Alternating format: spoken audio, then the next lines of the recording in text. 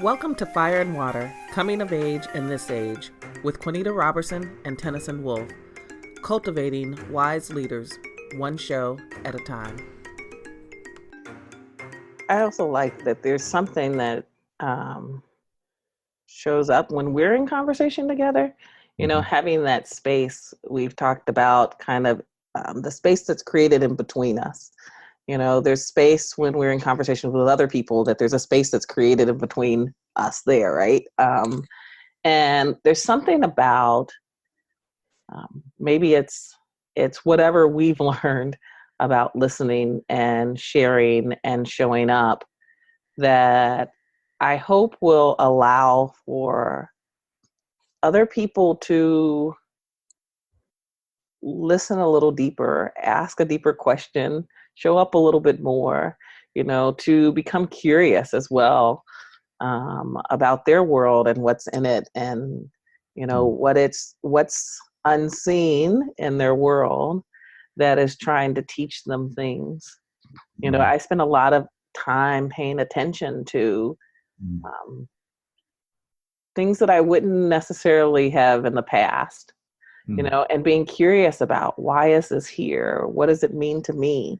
You know, that piece around making meaning for making meaning of what's in front of us, no matter what that is.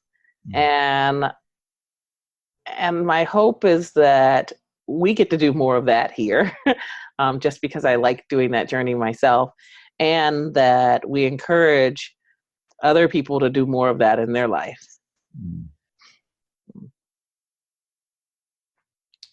Yeah, what I hear you naming in that I so connect with is there's a middle, there's a third space to pay attention to. Some people call it a third space.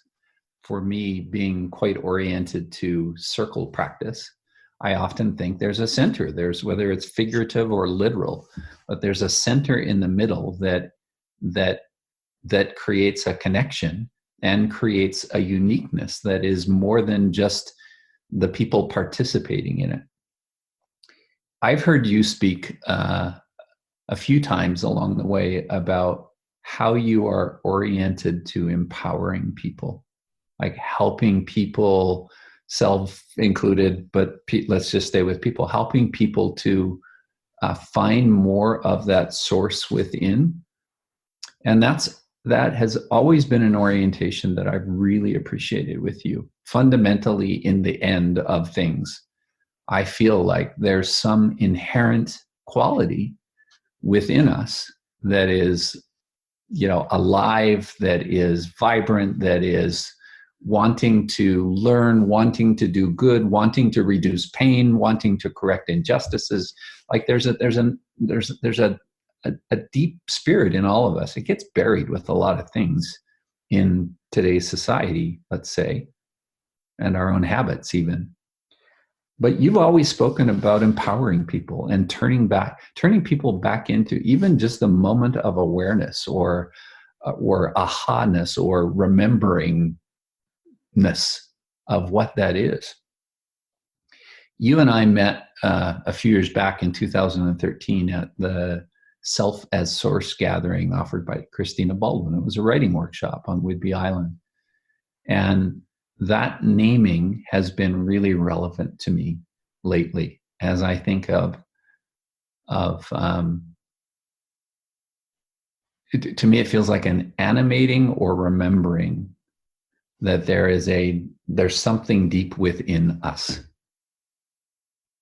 I'm quite committed to that belief, like being in environments, including this conversation, including the gatherings that you and I are a part of, both together and in other places, creating these containers, trying to create these containers in which there's a little more invitation or freedom for that inner quality or inner awareness to come out.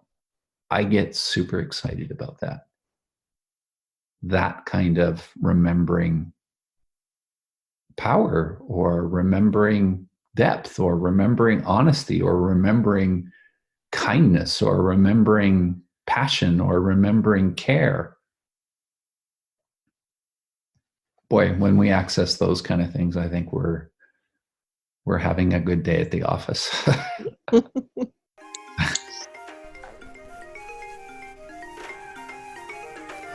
Coming soon, Fire and Water with Quanita, Roberson, and Tenneson, Woolf, 2019.